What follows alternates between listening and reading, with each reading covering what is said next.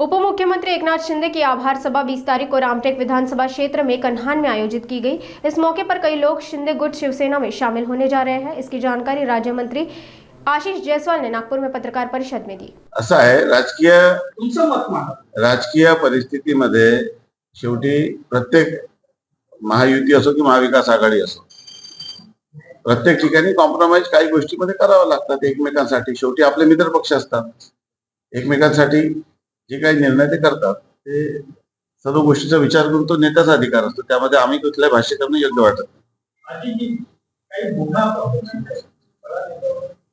आता अनेक लोक रांगेत आहेत.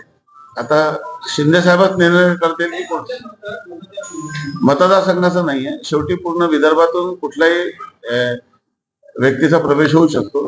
प्रवेशाच्या संदर्भामध्ये वरिष्ठ पातळीवर निर्णय होईल आणि त्यानुसार ते आपल्याला कळेल. आज त्या संदर्भामध्ये काही सांगणं योग्य नाही, परंतु काही होऊ शकतं. आता सध्या वाट बघा. विदर्भात ऑपरेशन टायगर होणार आपल्याला माहित आहे की आता मोठ्या प्रमाणामध्ये महाराष्ट्रामध्ये लोकांचं आकर्षण शिंदे साहेबाबद्दल आणि महायुतीबद्दलच एकंदरीत आहे. महाविकास आघाडीमध्ये पूर्णपणे बिघाडी झालेली आहे. आपल्याला कल्पना आहे की संजय राऊत आणि शरद पवारच्या साहेबांच्या बद्दल कशा पद्धतीचे स्टेटमेंट करत आहे.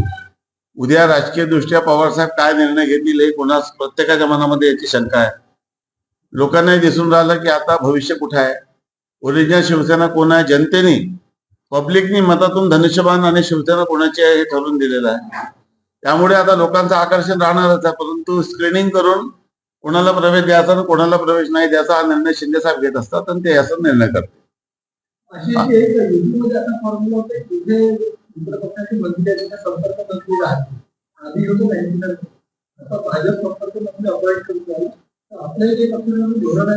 अजून मला या संदर्भामध्ये माहिती नाही. मला असं काही दिसलेलं नाही की कुठं संपर्क मंत्री जाहीर केलेले आहे. अधिकृत काही यादी आली नाही, त्यामुळे ते काय करणार आहे आज मी त्याच्यावर भाष्य करणं योग्य नाही. आणि प्रत्येक पक्षाला आपला पक्ष वाढवण्याचा अधिकार आहे, तो त्यांनी वाढवावा.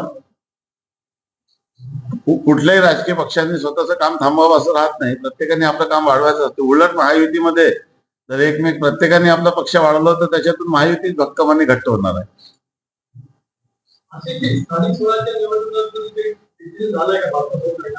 नाही, आता तसं वरिष्ठ पातळीवरून तर निर्णय महायुतीचाच आहे, परंतु एखाद्या मतदारसंघात किंवा एखाद्या ठिकाणी स्थानिक परिस्थितीनुसार काही कमी जास्त निर्णय काय होईल आज मी सांगू शकत नाही.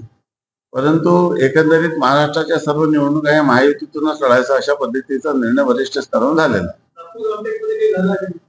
अजून कुठल्या निवडणुका जाहीर झाल्या नाही, त्यामुळे आज त्या विषयावर भाष्य करणं योग्य नाही.